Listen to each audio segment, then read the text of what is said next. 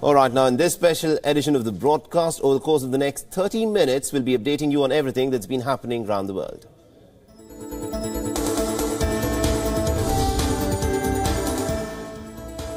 And let's start with some national news first, where US President Donald Trump's daughter Ivanka Trump has arrived in Hyderabad early today with a high-powered delegation for the three-day event, which will focus on women entrepreneurs. Now, Indian Prime Minister Narendra Modi will be inaugurating the 8th edition of the Global Entrepreneurship Summit in Hyderabad, and the theme for this year's summit is Women First, Prosperity for All.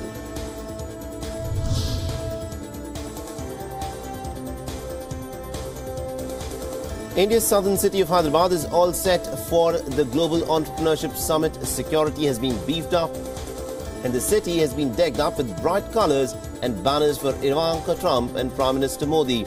As many as 2,500 security personnel have been deployed for the mega event, and the summit is expected to attract as many as 1,500 entrepreneurs globally, with more than 400 from the United States alone. As many as 500 entrepreneurs from India are also expected to attend the three-day mega event.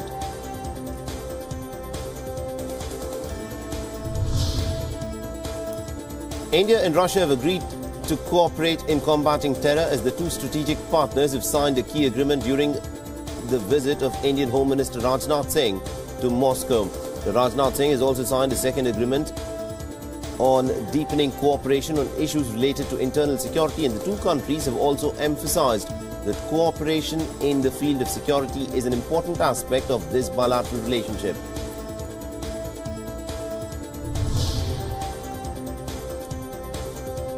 Denmark's Foreign Minister Anders Samuelsen has met with his Indian counterpart Sushma Swaraj in New Delhi on Monday.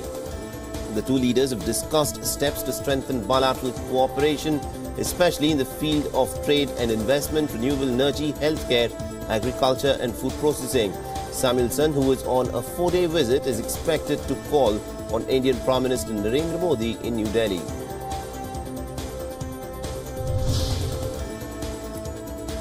The Jammu and Kashmir police have arrested 4 drug peddlers in 2 separate incidents and have seized over 200 kilograms of opium. Now, acting on a tip-off, security forces have launched their operation in Poonch district and have seized a truck with around 187 kilograms of opium poppy straw being smuggled under crates of apple. Now, nearly 50 kilograms of opium poppy straw was recovered from a truck in another operation. Both the trucks were travelling to northern state of Punjab.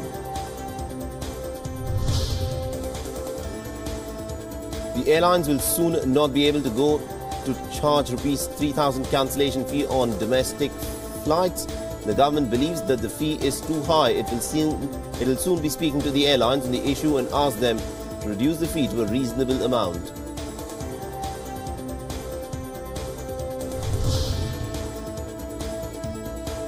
The cleanup picked up pace at the southernmost bank of India's holy Ganges River. A 10-kilometer stretch of the land between Asi Ghat and Keshav Ghat is being refurbished as part of a program implemented by environmental experts to clean up the polluted river flowing through the temple town of Varanasi. After winning the Miss World title, Manushi Chiller's next mission is to spread awareness about menstrual hygiene. While addressing media, Chiller said that she thought of the idea after spending time at the obstetrics and gynecology department of a hospital, where she saw a large number of women suffering due to lack of hygiene products during menstruation.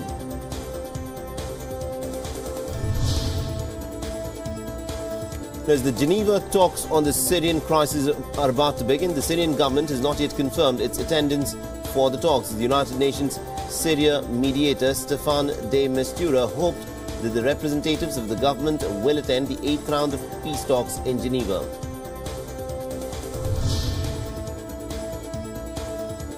Meanwhile, the Syrian opposition is aiming for the removal of President Bashar al-Assad, and they have urged the major powers, especially Russia, to pressurize the Assad government into real negotiations on a political transition, followed by a new constitution and free elections.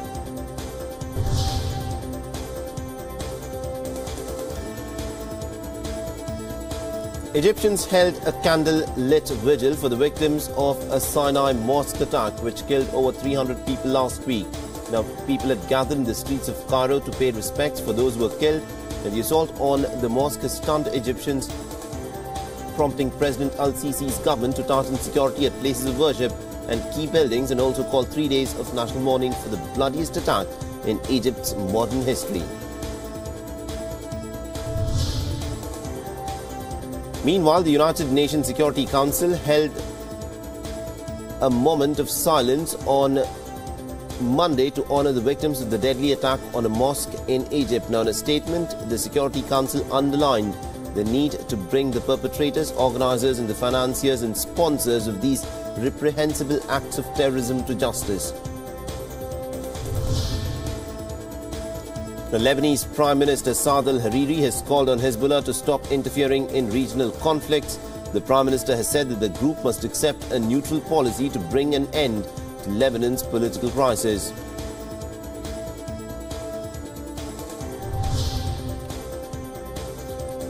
Lebanese President Michael Aoun has held talks on Monday with other Lebanese political leaders over the future of Prime Minister Saad al-Hariri's government. However, it is not very clear whether the leaders discussed Hariri's demand that the country steer clear of regional turmoil, or was it on other issues.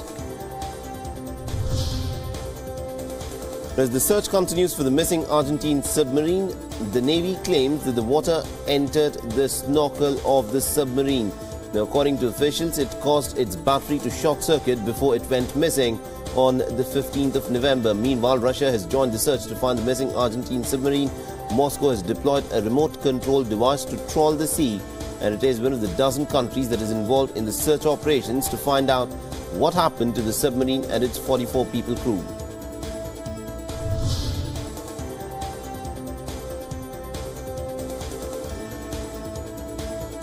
The Hawaii is reinstating a decades-old nuclear attack warning signal in an effort to prepare for a potential North Korean missile launch. The sirens will be tested on the 1st of December. The Hawaii Emergency Management Agency has advised that if the sirens are heard outside the testing times, residents should in fact take shelter immediately, as it would be less than 12 to 15 minutes before the missile impact. South Korea has warned North Korea not to repeat armistice violations. Pyongyang had violated an armistice agreement with South Korea this month when the soldiers shot and wounded the defected soldier as he crossed the border. As the political deadlock continues in Germany, the Social Democrats have stated that nothing had been ruled out ahead of the talks with Chancellor Angela Merkel's Conservatives on forming a new government. However, the leader of the SPD added that there was no certainty of success, that a coalition will indeed be struck. In a push towards 100% renewable energy, Costa Rica has begun test driving its first hydrogen fuel cell electric bus. According to reports that have come in, the solar panels and a wind turbine is turned into hydrogen gas, which provides power to the bus. Now, the vehicle has the capacity for about 40 passengers and can reach an approximate range of 338 kilometers to 38 kilograms of compressed hydrogen. A sketch of the Manhattan skyline by President Donald Trump is up for auction. This sketch, drawn in black marker pen, is expected to raise thousands of dollars. The sketch dates back from 2005 and was donated to St. Francis's Food Pantries and Shelters organization in New York for auction.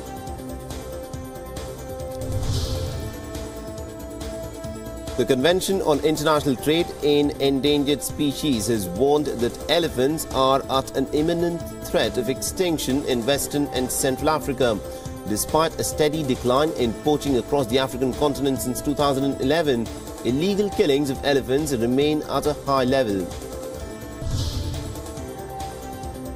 Indonesian Disaster Management Authority has raised the alert to the highest level of 4 on Bali's Mount Agung volcano. Authorities have also warned residents living in an 8 to 10 kilometer radius around the volcano to evacuate immediately. Bali Island's international airport was closed for the second day on Monday after the volcanic eruptions affected air operations. Several inbound and outbound flights were impacted. US President Donald Trump will not campaign for Roy Moore, the Alabama Republican Senate candidate who is facing allegations of sexual misconduct. Trump had earlier defended the Senate nominee in his remarks last Tuesday. The Moore has faced fire after 4 women alleged that the senator had pursued them when they were just teenagers and he was in his 30s. The Republican lawmakers have distanced themselves from Moore and have called for him to step down. The Pope Francis has met with Myanmar's all-powerful army chief, who told him that there is no religious discrimination whatsoever in the country. But this is a tricky visit for Pope Francis, as the Myanmar government and military in particular have been facing widespread global criticism over the alleged targeting of Rohingya Muslims. The more than 600,000 Rohingya Muslims have fled to Bangladesh after crackdown by Myanmar security forces in what the United Nations has described as ethnic cleansing. The Pakistani army seems to have had a role to play in the violent unrest that has engulfed the country for the last 20 days. A video that has now gone viral indicates that the protest may in fact have been supported and backed and engineered by Pakistan's military. Now, in the viral video, an officer of Pakistan Rangers, the country's paramilitary force, is seen handing out envelopes reportedly carrying 1,000 Pakistani rupees to the Tehreek-e-Labbaik party supporters who had blocked the highway to Islamabad for 3 weeks.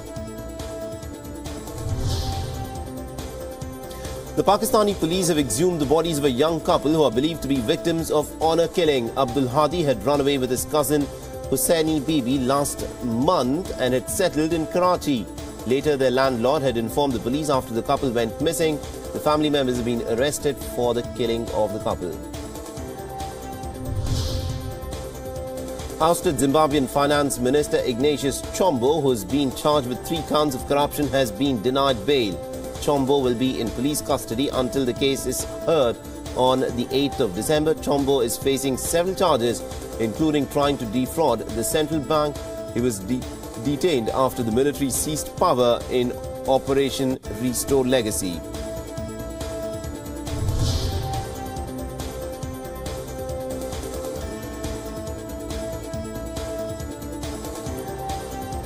Mexico's Finance Minister Jose Antonio Meade has stepped down to seek the 2018 presidential nomination for the ruling party. Meade had been widely expected to run for the centrist Institutional Revolutionary Party, whose credibility has been seriously undermined due to graft scandals, the gang violence in the country and persistent accusations of electoral fraud. The party hopes that Meade's reputation will help counter the taint of corruption that has blighted its record in power in recent months and years. Election officials in Cuba have hailed the municipal elections as a resounding success to find a successor for President Raul Castro. Now, after Sunday's municipal elections, Cubans will be voting for the members of the National Assembly, the 614-seat legislative body that will subsequently elect both the president and the vice president for Cuba.